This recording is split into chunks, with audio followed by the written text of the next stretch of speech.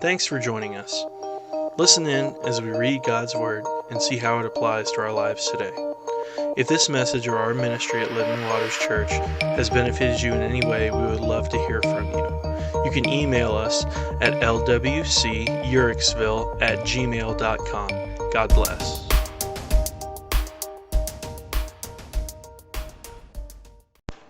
This morning, we'll continue, and we're going to begin this new series, Returns and Exchanges, going along with the whole theme that you look at this whole time of year. We've just come out of the holidays of Christmas, and you amp up for it, and you begin throughout Thanksgiving. And it can be a pretty fast and furious time, but right now is the moment where we kind of breathe a little bit of a sigh of relief, until your spouse or someone kind of elbows you that you got to go outside and take the decorations down, but you don't want to do it because it's cold out. I'm noticing some of my neighbors, I think that's what's going on because I haven't seen anyone move anything and it got cold. But either way, we see that right now, one of the biggest things you'll see, maybe even up until right now, but especially just in this last week or so since Christmas, you go into the store, and what do you see? Especially if you see it immediately right after Christmas, if you're brave enough to go in during that time, there is just a flood of just a dense sea of people, many times in Walmart or Kohl's or wherever, and they're switching out their stuff. And we're looking at through this week and the next 3 weeks about returns and exchanges, areas in our life that we have picked up things along the way, and we need to give them back and trade them out, do some returns and exchanges back to the one from whom we know can give us what we need, and that's the Lord.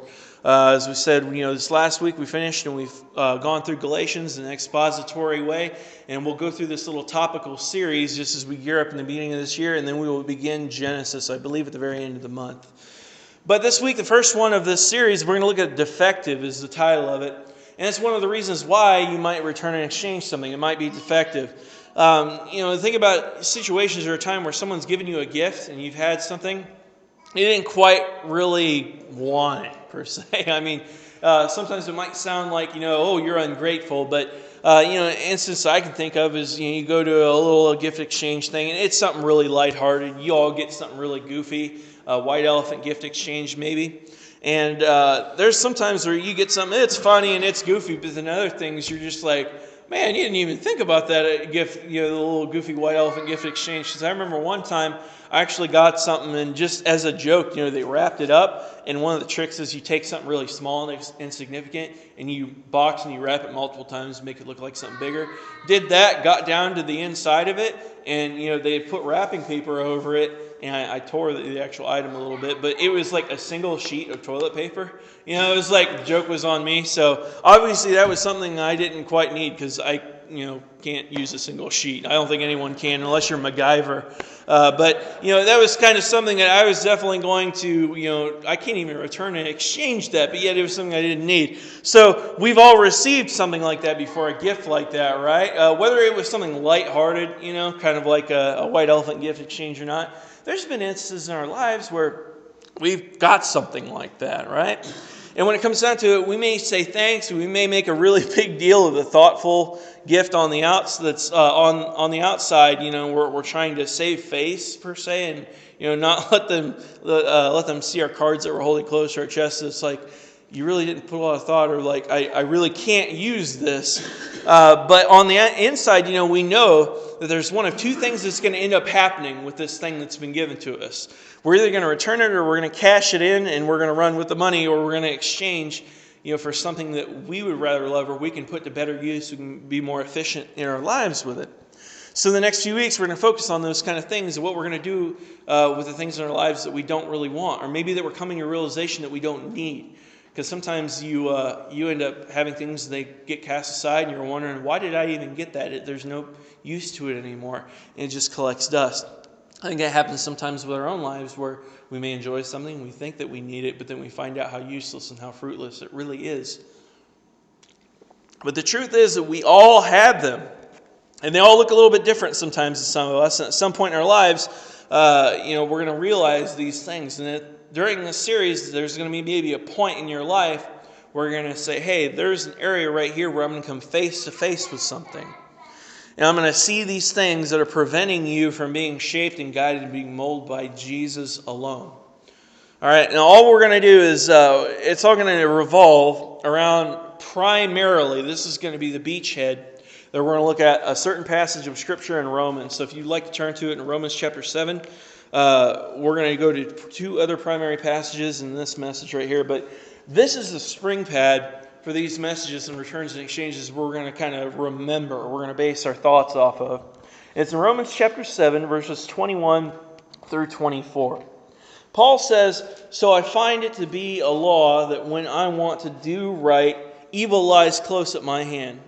For I delight in the law of God in my inner being, but I see in my members another law, waging war against the law of my mind and making me captive to the law of sin that dwells in my members. Wretched man I am. Who will deliver me from this body of death?" Now, I didn't include it into this, but he goes on and continues to talk about thanks be to God through Jesus Christ our Lord. So the focus is on that Christ will be the one that redeems us. But we're working and we're walking through the issues right now. And we see right here there's this struggle that Paul is going through. And he talks about, in the NLT, I believe it is, he says that, I delight in God's law, but I see another law at work in me, waging war against the law of my mind. And this is a year that, this should be something that we begin a year, and we begin any particular year, remembering that this is a waging of war. This is a reminder of refreshing of what the Lord is going to do in our lives. But then also remember, as Paul says in Ephesians chapter 6, I believe it is, he says that we wage not war against flesh and blood. We need to remember and put our priorities that it's not, your coworker that annoyed you or frustrated you that's really the issue. A lot of times it's the sinful law at work in their flesh, or it's the sinful things that are happening throughout our broken world, our fallen world. Sometimes it is an actual, just demonic things that are going on. We don't, believe that there's a demon behind every bush. Some people joke and they say, no, obviously there's not a demon behind every bush. There's 4 demons behind every bush, Some people overreact like that. But we also can't throw out the baby with the bathwater. Remember that we're in a fallen, broken world, but there also are, ungodly things that are at hand too. But we also see here that there is a law first and foremost that is going on in our hearts, in our broken flesh, in our world, in our lives. As we have seen the fall of man through Adam, that we now suffer through this. And we looked at that even through Galatians, as we looked at the being led by the Spirit and being led by the flesh. Many of us, we start out, though, when we recognize some of these things, and we know that we want to have an attempt to change at the beginning of the year. There's something about our lives that we want to change, and we want to alter it, and we want to start afresh and anew. We make a New Year's resolution. I mentioned to you previously one of the last jobs that I had just before I came into a vocational ministry position, working in a grocery part of a department grocery store for about 6 years, and seeing back in the dairy department and stuff when I wasn't stocking out on the floor, this was the time of the year where they amp up, before Thanksgiving. You get tons of product because people are preparing for their meals and stuff like that for Thanksgiving, and then you have a really, really slow lull for about a week or two, and then the stock amps up again. You get huge loads that come in on the truck because people are preparing for Christmas dinners. And then it kind of lulls, but there's one area that doesn't stop. And you get slammed with product. And that's the dairy for the yogurt specifically. Because everyone wants to, shed the pounds. They want to have that New Year's resolution. But guess what? With their New Year's resolutions, according to Forbes, all right, they say that 40% of people make New Year's resolutions. But only out of those 40%, 8% succeed at changing the behavior. Most New Year's resolutions are completely blown by January 14th. So 2 weeks, people don't stick with it traditionally or typically, according to Forbes magazine and her research. There's a lot of different reasons why that might happen, but one of the biggest is found right there in this passage in Romans 7.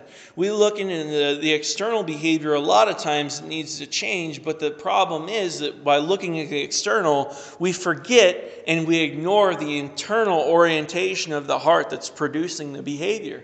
We looked at this in Galatians, that it's not always the outward thing, that there's something lying underneath. There's a reason behind, and there's something else that's going on.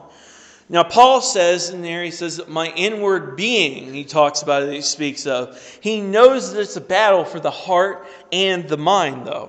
He wants to do good, but he struggles with something on the outside. We've all got areas like this in our lives, right?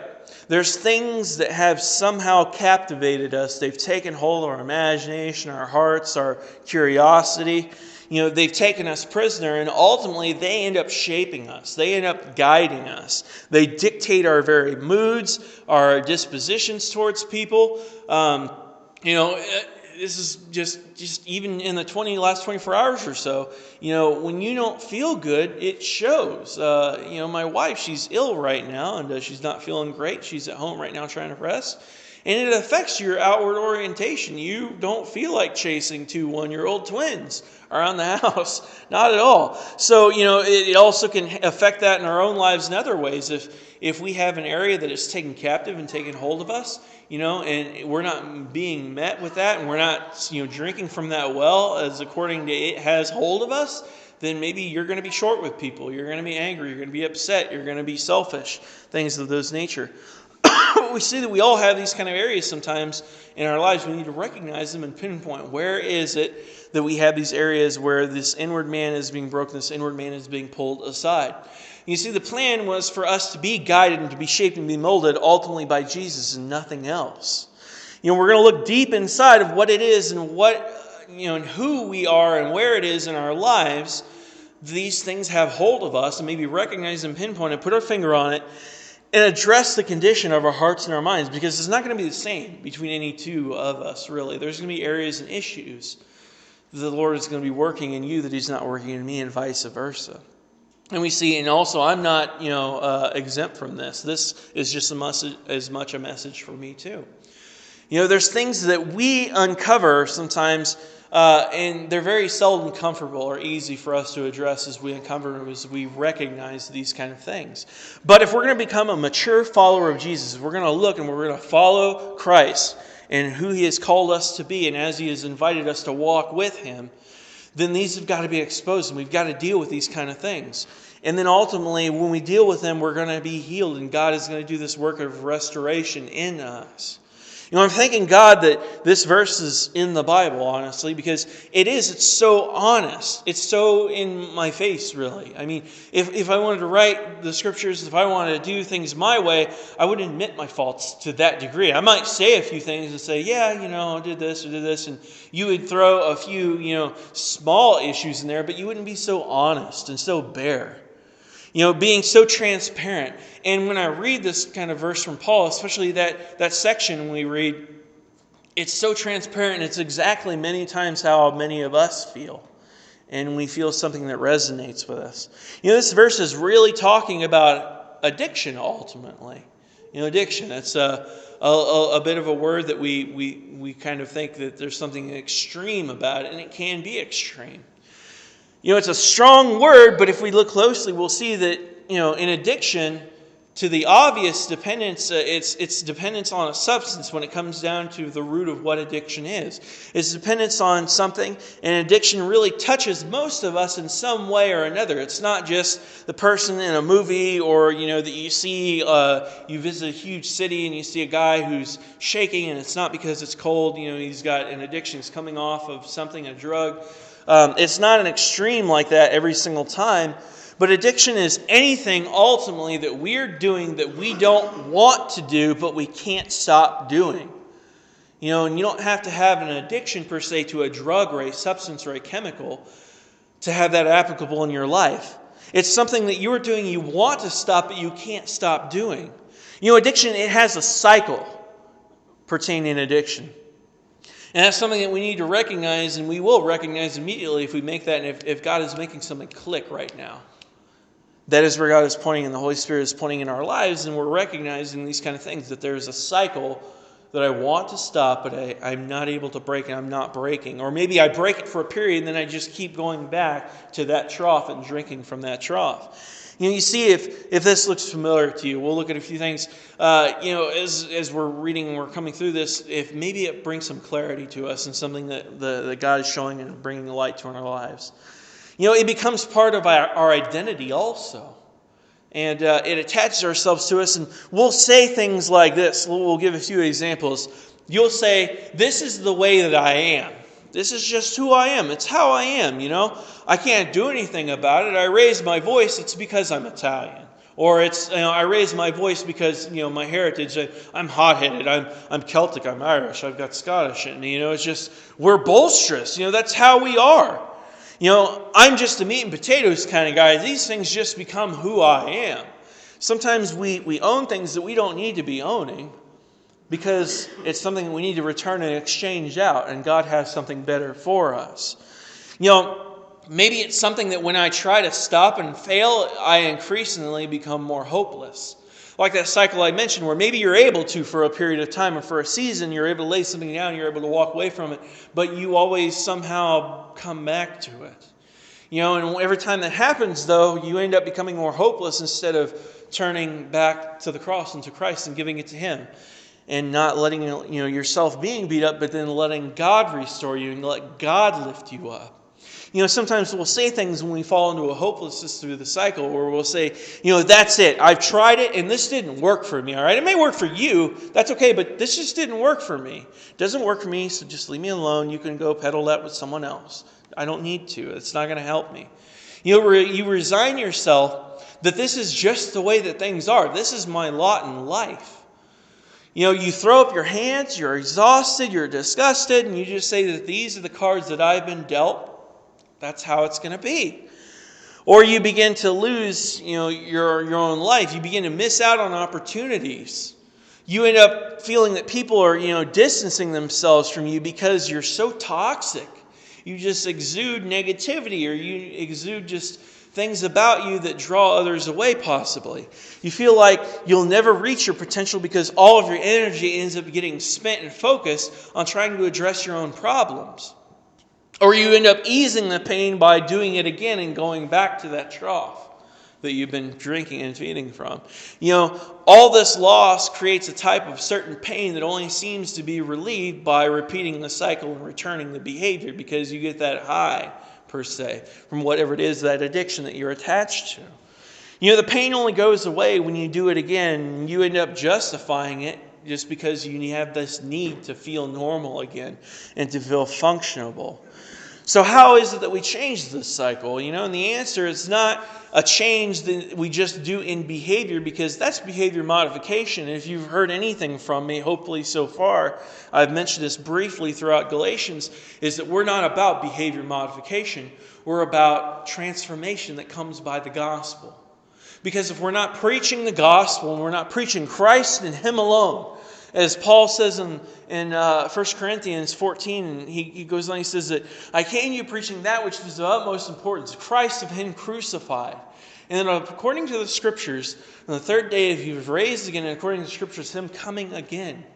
And we see that without Christ, without His redemption, and without the cross, we're doing nothing but behavior modification. Without Christ and faith alone, we're just a 501c3 nonprofit, good old boys buddy group. We're just another, support group.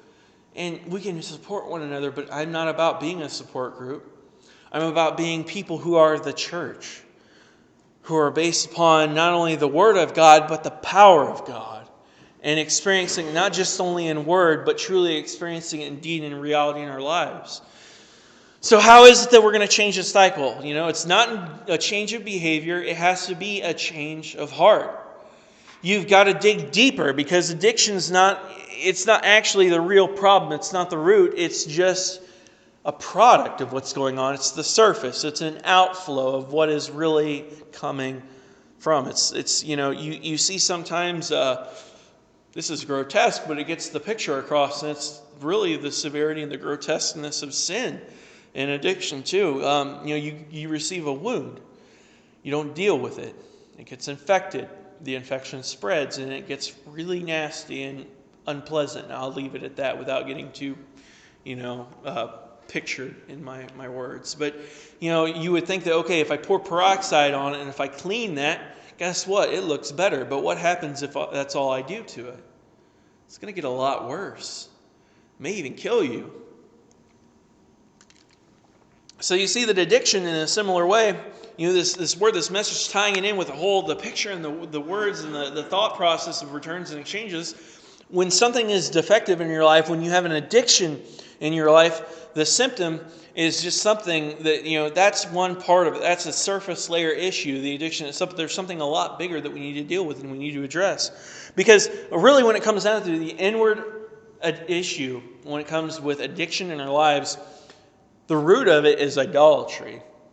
We think, whoa, that's another strong word. We've already, we had addiction. We broke that down. You unpacked it for me. I'm a little more comfortable with addiction. I know you're not talking about someone who's strung out and shooting up and, just can't keep it together. Addiction is a part of all of our lives in a way or a shape or a form, one way or the other. But idolatry is also another part of our lives in one way or another. And we think that's a really strong word, I don't go home and set up, the totem pole and get my time in for the day or the week. I'm not an idolater.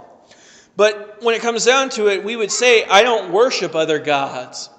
An idol is something that we've placed, though, in such an importance above anything else that it becomes so important that it drives our behavior.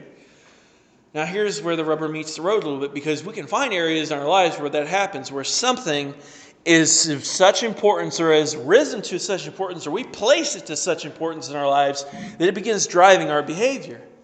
And that's where we start having to painfully admit that maybe there's an area of idolatry in our lives. It changes who we are ultimately as it drives and changes our behavior. It sets a tone for our lives even too. So remember this, we think about whatever is on the throne in our lives is what we're going to worship and what is that we are worshiping.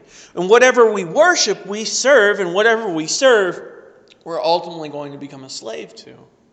If you join me back in the Old Testament, we'll see in Isaiah 44, we'll camp there for just a moment, and we'll look at a couple verses throughout that little section. So in Isaiah 44, we see in verses 9 through 11, the Lord says this for Isaiah.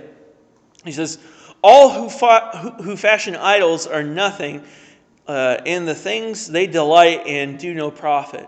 Their witness neither see nor know, their witness neither see nor know that they may be put to shame. Who fashions a god or casts an idol that is profitable for nothing?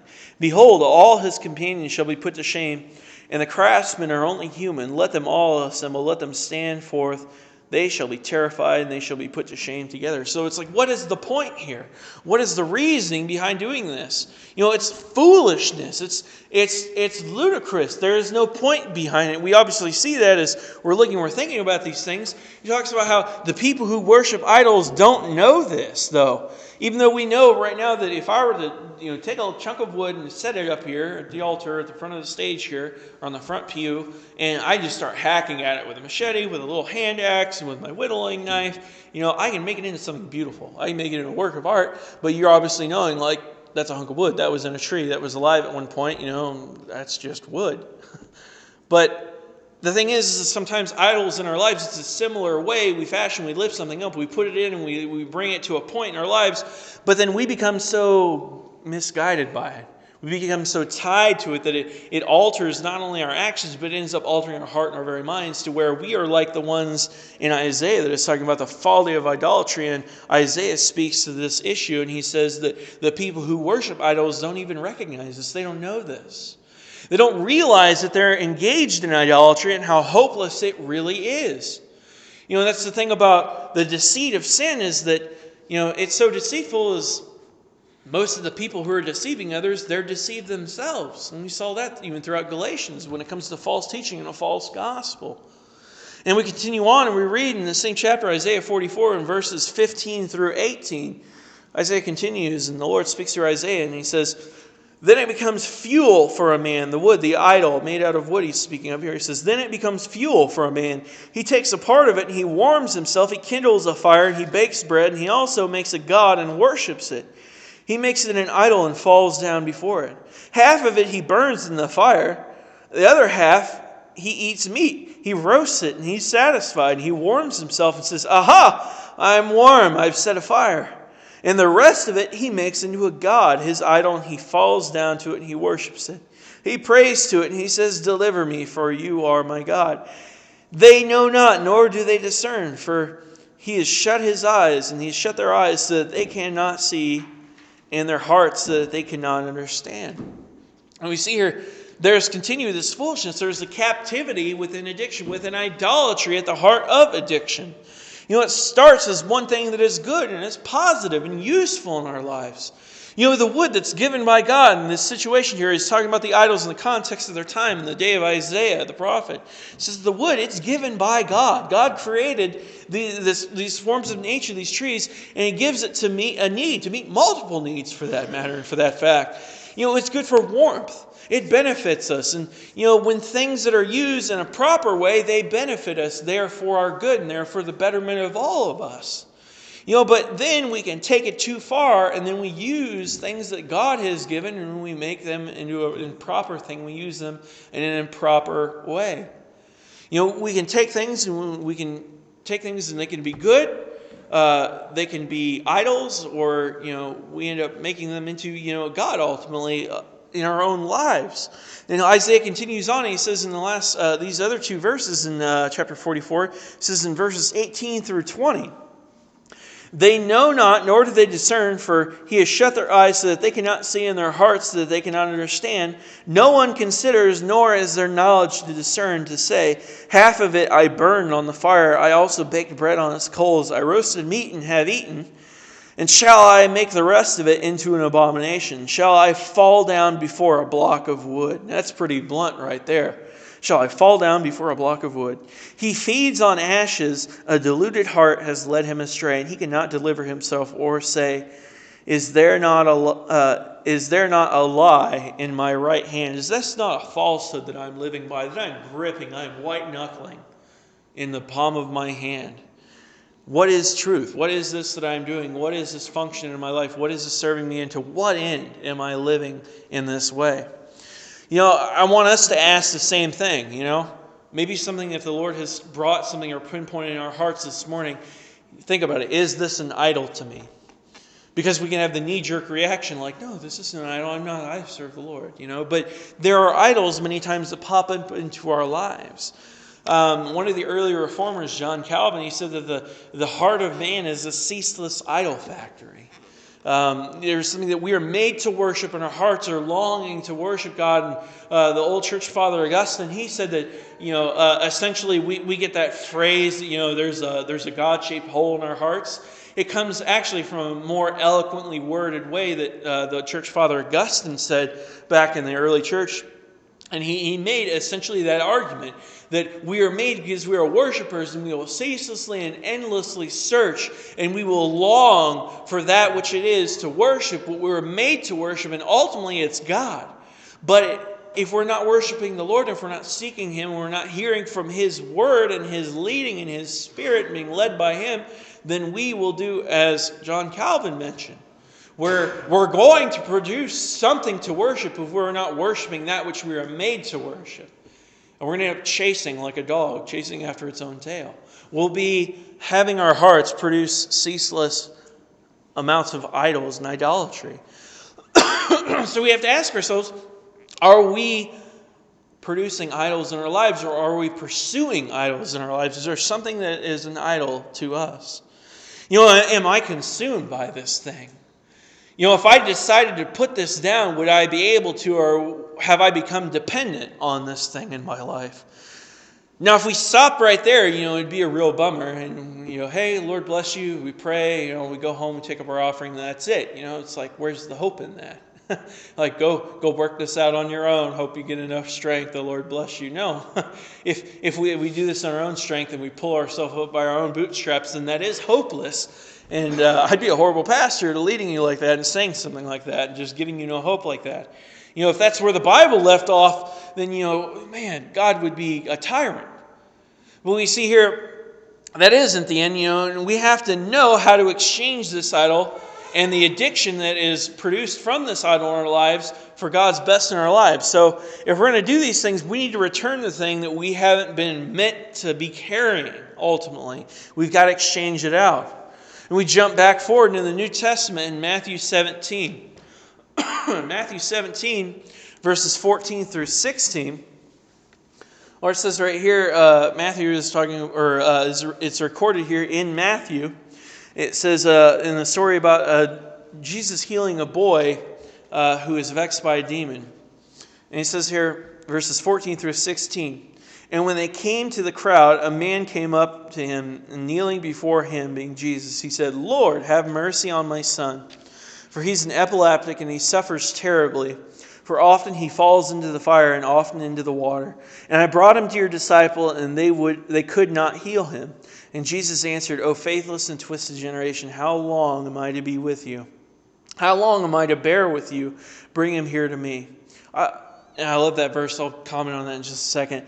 And Jesus rebuked the demon, and it came out with him, and the boy was healed instantly. I think about that verse 17. I just want to step aside out of my notes for just a second. Remind you guys that Jesus, he lived a life with us that we were unable to live, that we have failed to live. And as Hebrews says, that we have a high priest that is not one who does not understand, that has not lived the life similar to us, that has not understood the temptation of sin, the struggle and the brokenness of this world and this life. And this verse really stands out. It means a lot to me. We see this a few times throughout the Gospels where Jesus is frustrated. You know, you think about sometimes, frustration would be something from someone that has a short temper or is just a person that is annoyed easily. But we see that, Jesus, he says right there, he says, let's see here, I just missed it there. O faithless generation, 17. O faithless and twisted generation, how long am I to be with you? How long am I to bear with you? Bring him here to me. It's kind of like, I've been training you. I've been showing you how to do this. And there's other times where he goes to heal someone. And the scripture says in the gospel that he goes to heal a blind man, I believe is what it was. And it says that he stops, he looks into the sky, and he just sighs. Oh, that's so beautiful to see the humanity of the Lord. To see that he cares for our brokenness. And even though that we're hard-headed sometimes, that he's still dealing with us, because I know that there's some of us, maybe even me, I might not have had the patience. I might have said, you're a faithless generation. How long have I had to deal with you? How long have I been teaching you this over these 3 years? Some of us might have walked away, but the Lord was good and the Lord is faithful, and he dealt with the disciples and he still deals with us with a patience. But continuing on after that little side note right there, I had to touch on that because that meant a lot to me. He talks about, and he says right there through these verses what's going on. And then Jesus described them as this unbelieving and perverse generation, these unbelieving and perverse people. Now let's think about those two words, okay? Those are some swinging for the fence kind of terms right there, right? If I come up to you on the street and I just get in your face and I say, you're unbelieving, you're a pervert, yeah, I might have to stop for a minute and say, I'm going to unbutton my first button of my collar. I'm going to cool off for a second because you'll come up to me and just say that out of nowhere, right? But unbelieving, think about that. To be unbelieving is to not be connected truly to God. To be unbelieving is you're not pursuing, you're not connected, you're not pursuing and being in connection with God. You're trying to do things without God. You're going at it alone, and you're losing, if not lost altogether, your faith. You're off going commando. The one-man army Christian thing, the one-believer army Christian thing.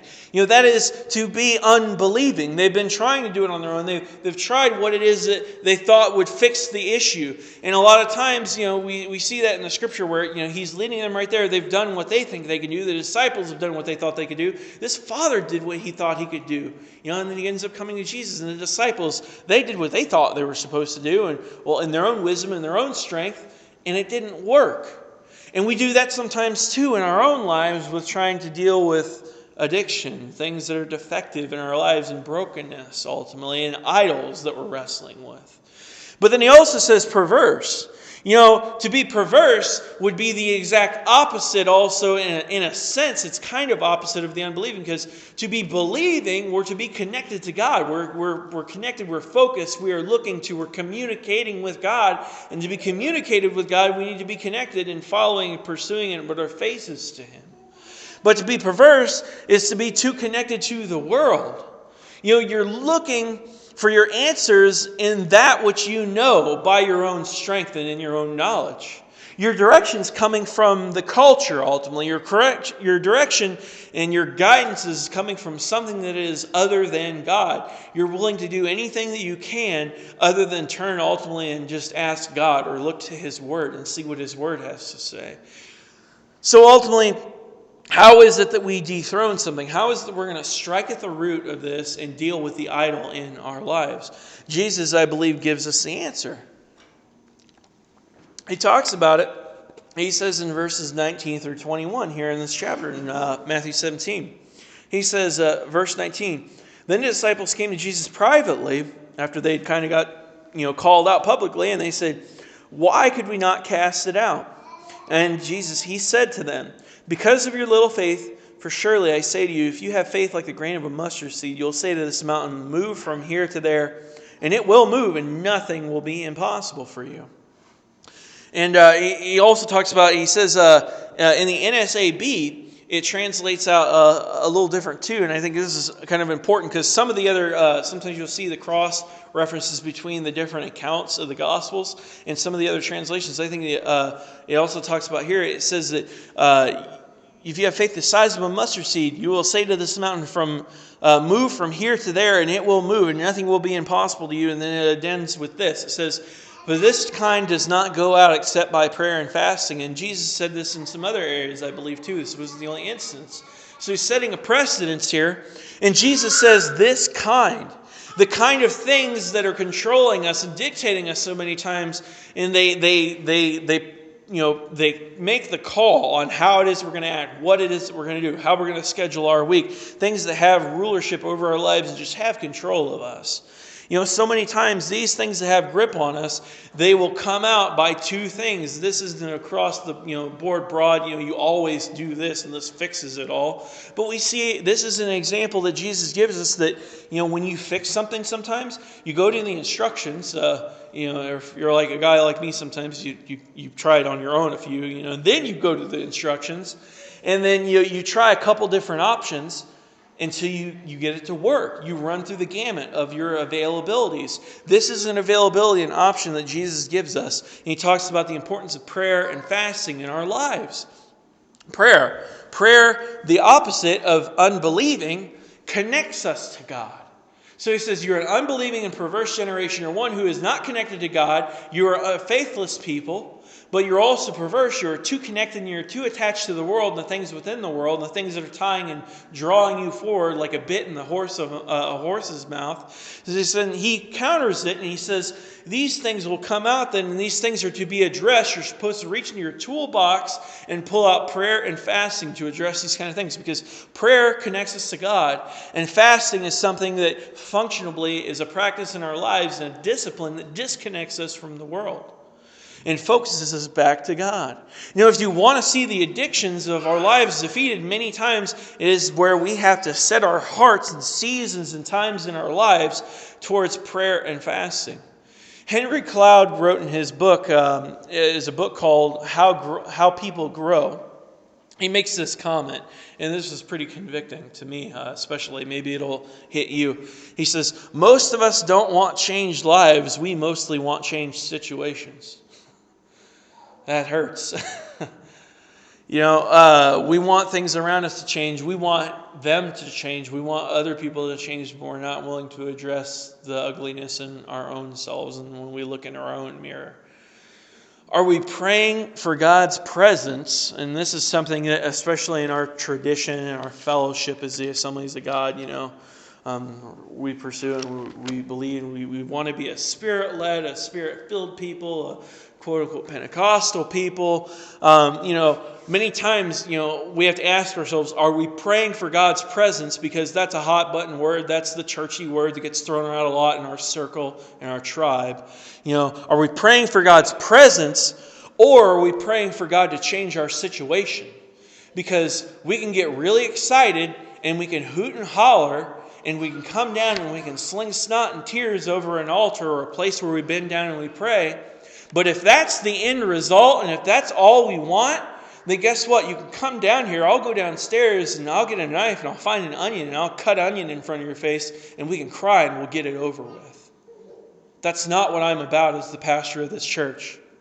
I'm about a changed life, and that's what the Lord is about, and I want to be about what the Lord is about. And I would pray and I would hope in my life, first and foremost, that I would lead by example and not only pray and seek the presence of the Lord, but I would primarily and first and foremost pray and seek that God would change my heart, my life, my very attitude, my nature as I'm pursuing and following Jesus. And then by that, as I start and God changes me in His strength, not by my own efforts and my own strength, but as He changes me. And as I'm led by the Spirit, not being led by the flesh, as we just looked at in Galatians a few chapters before, that then things would change around us. Then my circumstances would change. Guess what? Things are going to change around here. We're small. Or it says, I believe it is in Zephaniah or Zechariah, it says, despise not the small beginnings of the Lord. Guess what? Living Waters, we're starting out, but God's going to deal with us first, all right? And if we focus on the things that the Lord's dealing with us, things are going to fall into line. And the many outreaches that we've already started out just in these last 2 months of this start and in the beginning of my pastorate here, as your leader and as your under shepherd under Christ, there's going to be a lot more stuff because we've got some great ideas that we've been discussing. We're planning for the community movie nights, opening up the church for the community and playing different films and just saying, hey, here's popcorn, here's some drinks. On your way out, here's some cotton candy for you to take home. Things like that. Guess what? We deal with what's important right here, right now, so that when later on, when we interact and we deal with other people, those situations, those circumstances, the very growth of this church will change, but numbers are not what matters. It's the hearts that matter, because there are people that, for all I care, we can build relationships outside of these four walls.